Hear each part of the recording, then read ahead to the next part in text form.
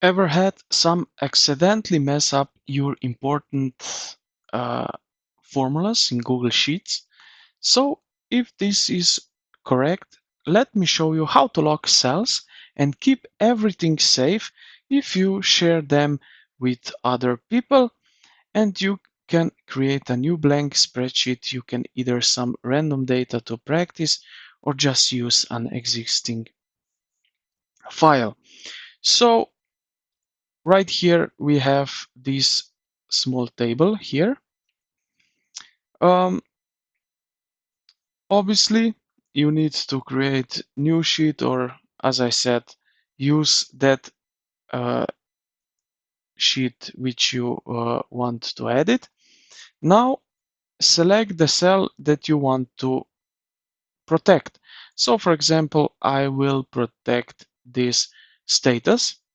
So I will select this whole table here. Now what you need to do is right click on your mouse, and you will see down below here view more cell actions. Now here we have a lot of things, but we will focus now for protect range. Click on that, and on the right side uh, will appear a window. Now this is to set permissions for this um, range. Now we can give here a name, so we can name it. You can name it whatever you like. Check that this range is correct. So B1 to B8, this is correct, and you will set permission. Now here will pop up a new window where it said show a warning when editing this range, restrict who can edit this range. So we can have only me, you, and custom. Here you will set who can edit or who cannot edit, or we can just show a warning when editing is editing this range.